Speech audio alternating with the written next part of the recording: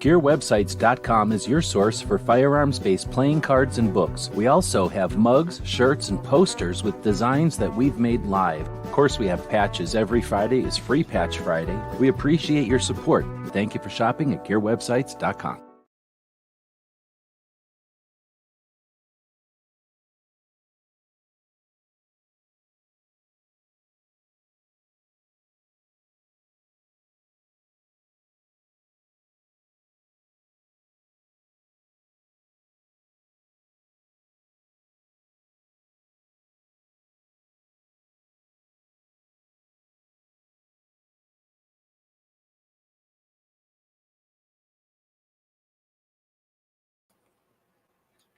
All right, welcome everybody. We're going live a little bit early so that we don't mess up AR Guns live stream here in a little bit. So let's see if we can get the co-host in a little better focus here. Is that going to happen? Is it going to happen? There we go. All right, so we're going live to take a look at one of our old videos. Bring that up on the screen here. Little dude heard the show start, so he came a running, be part of the show.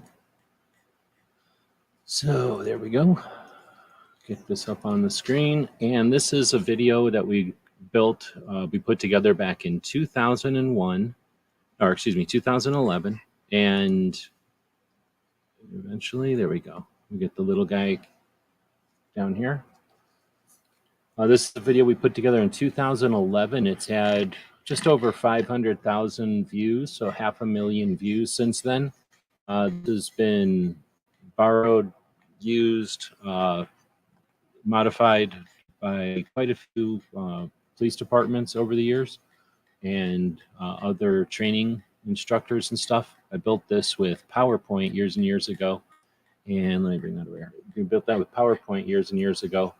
And at the time, it was decent. And this was started by, we went to a rifle class, and the instructor attempted to offer some of this information, and it was, too much was assumed. Too much was assumed for the student to understand some of the stuff involved. So what I attempted to do is make it more understandable. So let me know if we accomplished that. We'll go ahead and start the video here. It's about 7 minutes long. We'll chat a little bit at the other end with anybody who's live here. I'm going to remove the little puppy view so that it's not blocking nothing, if I can figure out how to do that. Oh, wait. What's going on with the computer here? It's so slow. There we go. I think I got it figured out, and let's start it up.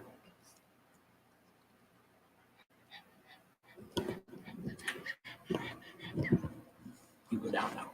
You go down. This will be a basic introduction to the Zero on the AR15 rifle. Now, you may or may not be familiar with what the Zero actually is, or that in the AR15 community there is some debate as to the best Zero for the rifle. So this will be some basic information for future discussion.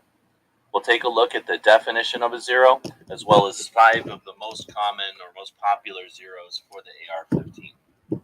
Most basically, the Zero is the point of aim being equal to the point of impact on a target at a certain distance. We'll take a look at that in more depth. 5 of the most common Zero. Hold on. Is it showing this, or is it playing okay? I'm going to start it again. I'm not sure if it's playing all right.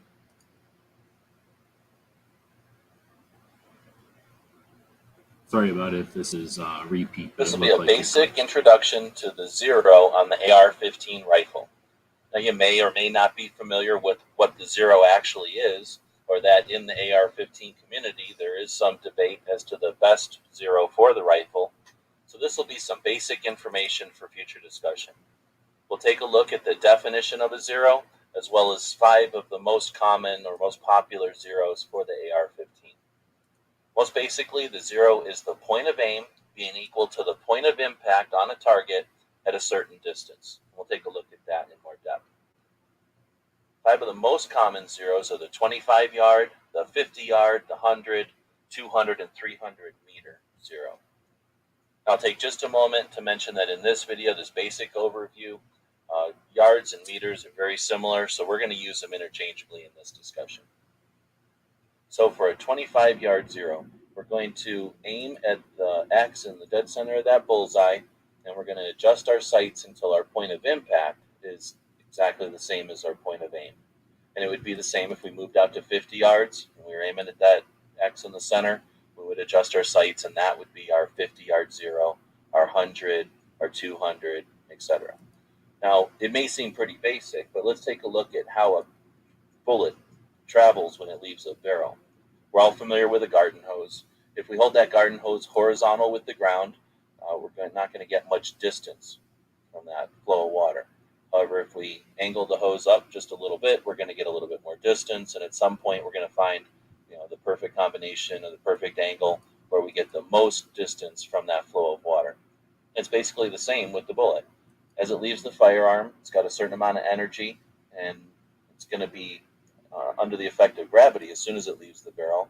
So it's going to be fighting with gravity for a while. At some point it loses that fight, and then it'll drop down to the ground. So thinking about that basic concept, the theory, let's take it out to the range. So we've got our firearm over here, downrange at 300 meters. We have our silhouette target set up. Now our firearm has a barrel, and it has a front and a rear sight. So when we take aim on that target, we're looking down a straight path. But we know that the barrel is going, or the bullet is going to travel at a curved path. So getting that point of impact to be the same as that point of aim at that distance would be our 300-meter zero, or 200, 150, 25, and so forth.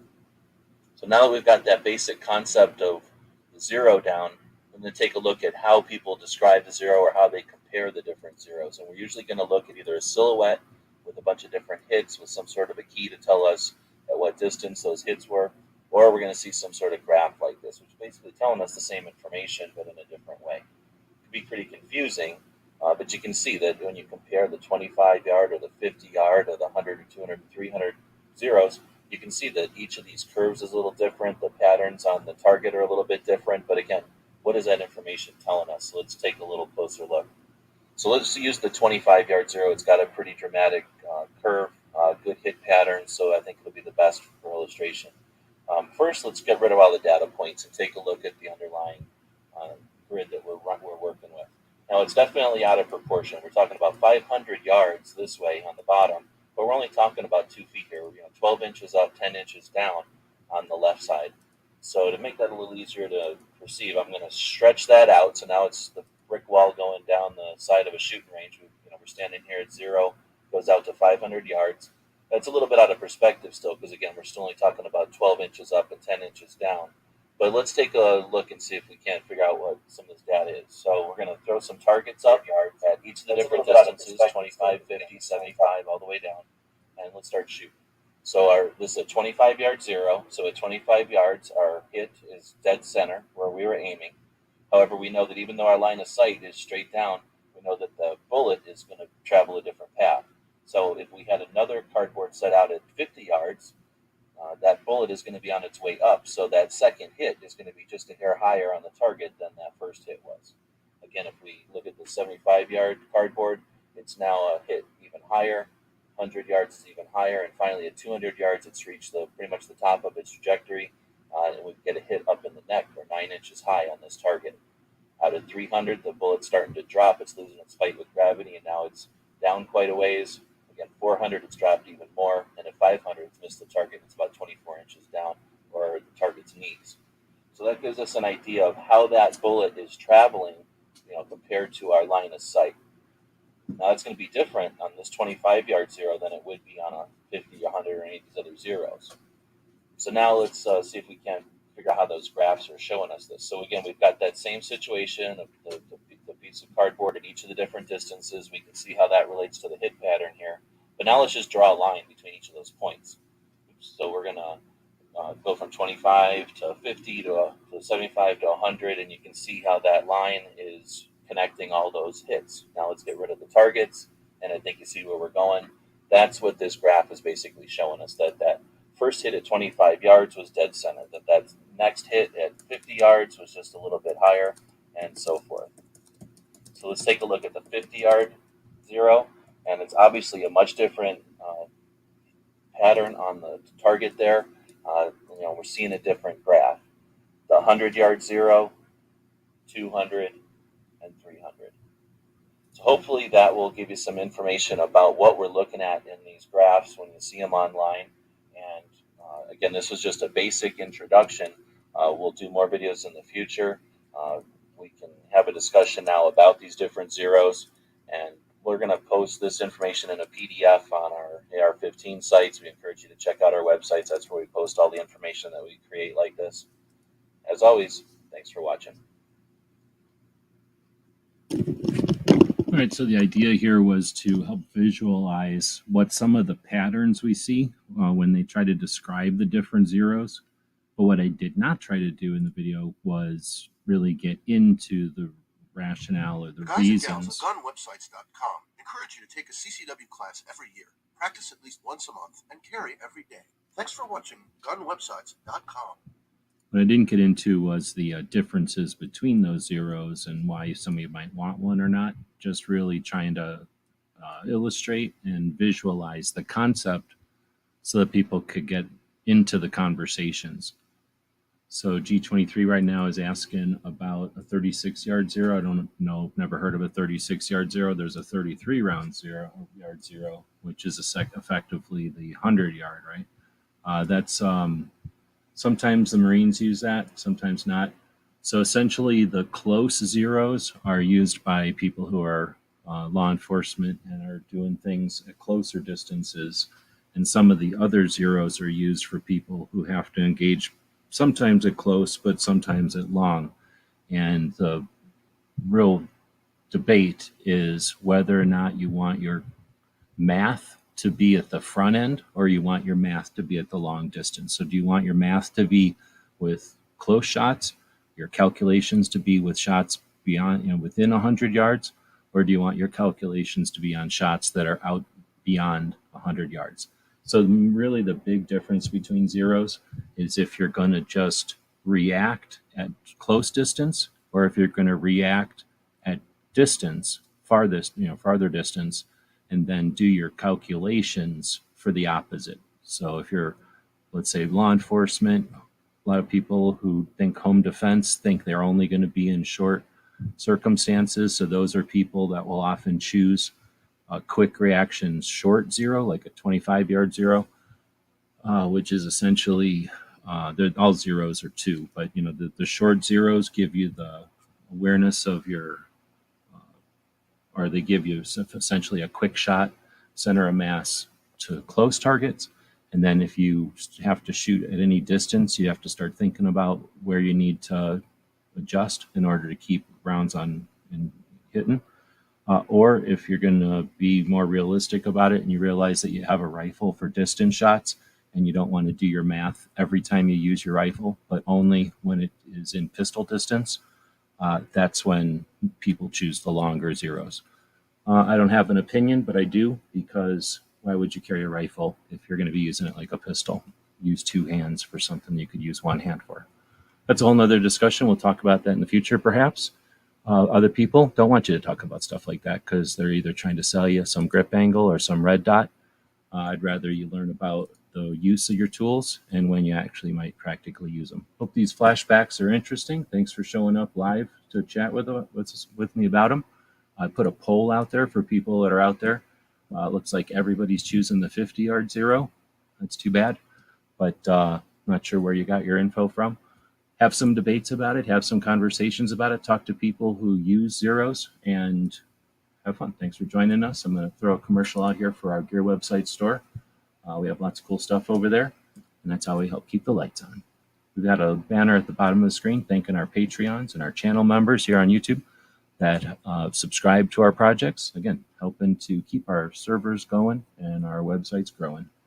Thanks for joining us. GearWebsites.com is your source for firearms-based playing cards and books. We also have mugs, shirts, and posters with designs that we've made live. Of course, we have patches. Every Friday is Free Patch Friday. We appreciate your support. Thank you for shopping at GearWebsites.com.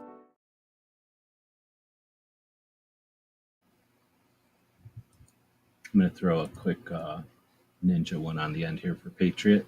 Always posting good stuff out there.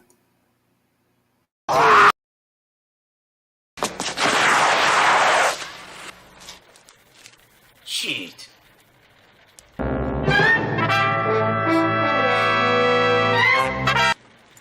Ninja? Ninja!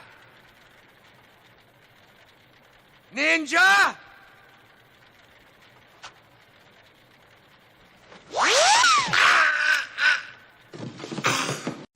It's 11:59 at Radio Free America, and this is Uncle Sam with music and the truth until dawn.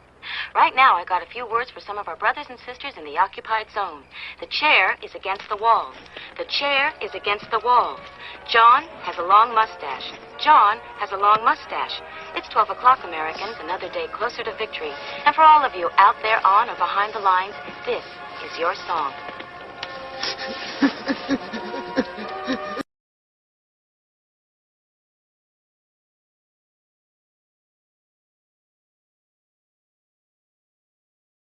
What the heck? So it sounds like it's starting again for some reason. About 12 inches up. And you can check out the Gear Report show coming up soon. Or if you'd rather, or maybe both, you could check out AR Guns 1776, who also has a show that's about to start in about 20 minutes. If you'd like to head that way.